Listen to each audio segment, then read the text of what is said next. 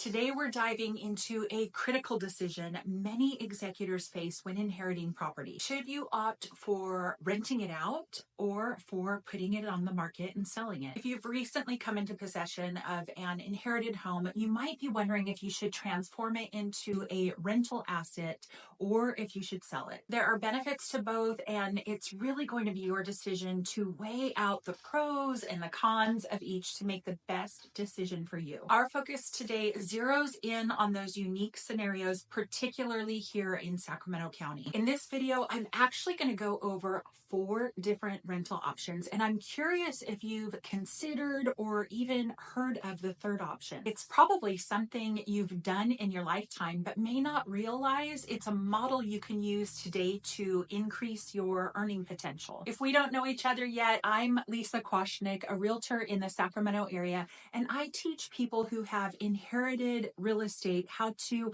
unlock the full potential of the inherited property and maximize their value. And I love helping my clients increase their value. Imagine inheriting a property here in California. It could be an absolute gem, or maybe it's seen better days and is in need of repairs that work within your budget. This presents a substantial dilemma: to sell or to rent. The choice is actually multifaceted, and it demands a well-informed decision. Factors like the number of heirs, their preferences, and your financial outlook and the property's condition all play pivotal roles. Before we explore the rental option, let's delve into selling your inherited home. I found that the reason that most heirs decide to sell the house is because they really just don't want to be a landlord. The idea of keeping up on repairs of the property and managing tenants and collecting rents just seems overwhelming. However, if you like the idea of having a steady monthly income without the headache,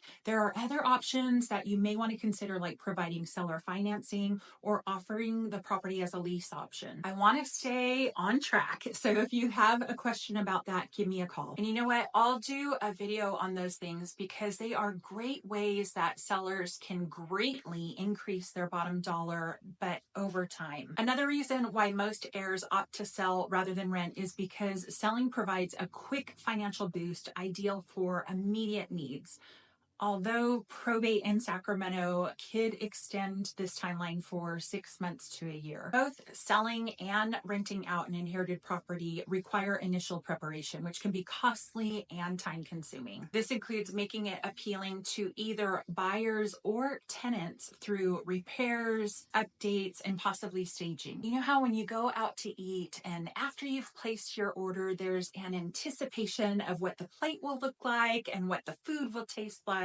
Well, let's say you're at a fine Italian restaurant and you order lasagna. What if your waiter sets your plate in front of you and there's a French fry on your lasagna? One single French fry. I know someone watching this will think, bonus fry, that's awesome. But we all know French fries and lasagna don't go together. And if a single French fry lands on your lasagna, you're going to be wondering where the heck it came from. Did someone in the kitchen make a run to In-N-Out and they busted open their bag and this fry went flying into the air and landed on your meal? And I know someone else is going to be watching this and wondering, what does lasagna and French fries have to do with real estate? Well, it's about the presentation. Preparing the property for sale involves an investment of your time for sure. Even if you don't plan on doing any repairs or renovations, it's still important that the home presents well no matter its condition. Even if the home has a leaking roof and the air conditioner quit working and you want to sell it as is,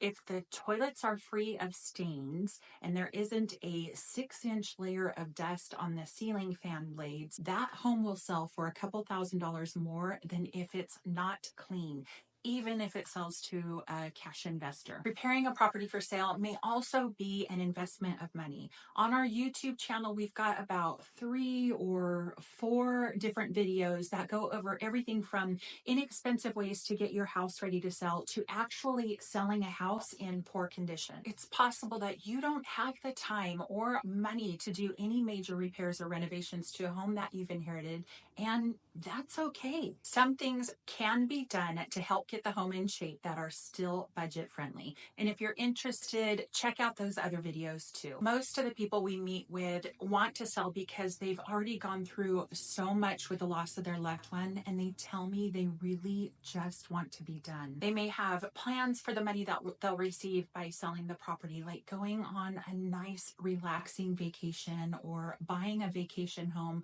or even buying an investment property closer to where they live. This is not an issue of morality, so there is no right or wrong answer here. It's about you and the other heirs weighing out how this will impact you, not only financially, but also physically. On the topic of renting, it offers the potential for steady income, which can be appealing in Sacramento's strong rental market. But it comes with the responsibility of maintenance, tenant management, and the possibility of vacancies, all of which can affect the profitability. Legal and financial considerations also play a crucial role in this decision, especially concerning taxes. Whether you're considering selling or renting, consult with a tax advisor to understand the implications, including potential capital gains tax upon selling, depreciation and deductibility of certain expenses with renting, and how Proposition 19 impacts your property taxes. In California, inherited properties may see an adjustment in property taxes depending on their use, which is critical to factor in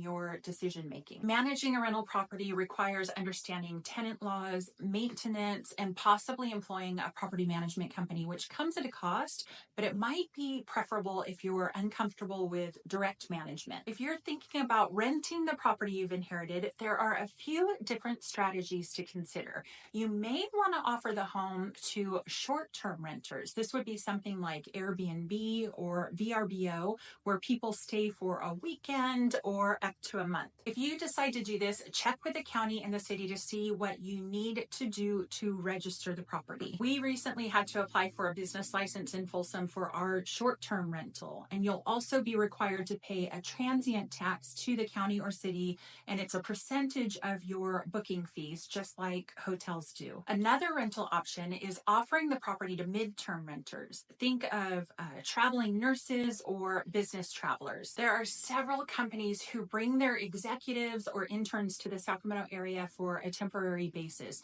And because they may be in town for 6 weeks to 3 months, they prefer staying in a house where they have privacy and access to a kitchen rather than staying in a hotel room. Your rental contract may be with the individual that's staying at the property, but it may also be with the corporation. With short-term and midterm renters, they would require the property to be minimally furnished with kitchen basics like pots and pans and plates and a cheese grater, all the things. If you've inherited a property that's fully furnished, this may be something to consider. It does take some time managing, which you can do yourself, or there are people and companies that will do a portion of the management for you, like posting the property on all the different platforms, answering initial questions, and scheduling the bookings. I've seen their charges range from 10 to 25% of the booking fee. There's a resource you can use called AirDNA that has a profit calculator based on similar short-term rentals near your property.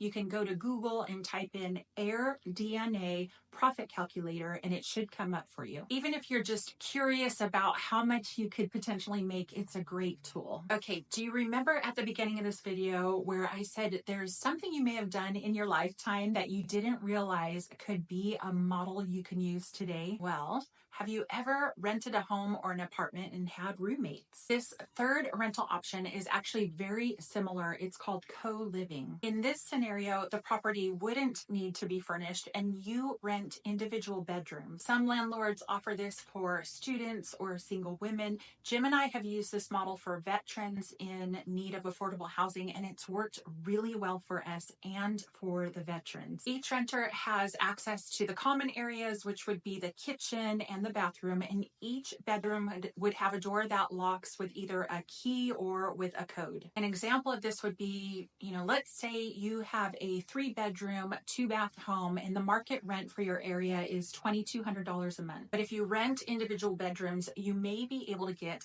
$1,000 a month. In this example, you would be collecting $3,000 a month in rent and extra $800 a month, and you would be helping 3 individuals who would have a very hard time finding a nice home or apartment to rent for $1,000. Initially, this takes a bit of time to manage this type of rental, but there are property managers and systems that can help with this. And if you have any questions about this, please give me a call. There are many failures that Jim and I went through before the success we're experiencing today with this co-living rental model. And if there's anything I can share with you that will help you leapfrog over our failures so that you land on the success side of the fence, I am more than happy to share this information with you. So in this scenario, you could offer month-to-month lease and your rental contract would be with the individual. And you may want to consider including some kind of house rules in the contract that go over things like a cleaning schedule, where to park, and noise levels.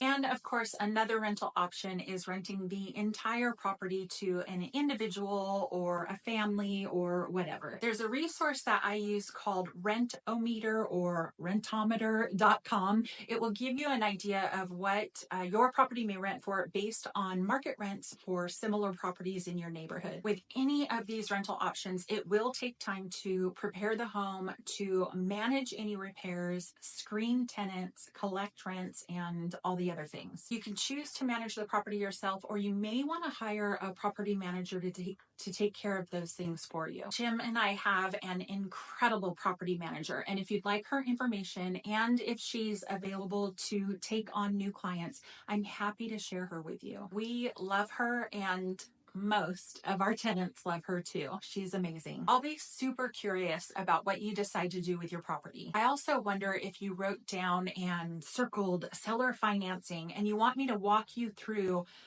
how you might earn more over time and at what risk. Or when I was talking about the 4 different rental options, did an idea spark in your head that you hadn't thought of? Please let me know by leaving a comment below or by giving me a call. I probably should have been a teacher because I'm happiest when people want to know more and ask questions. We probably all like to feel helpful and needed. Anyway, before I go off on some psychological tangent or start talking about French fries and lasagna again, know I'm here to help if you have any questions. Don't be afraid to call or type it in the comments below. Thank you so much for watching. If you learned something new, give us a thumbs up, consider subscribing, and YouTube is going to put a video right here that you may want to watch next.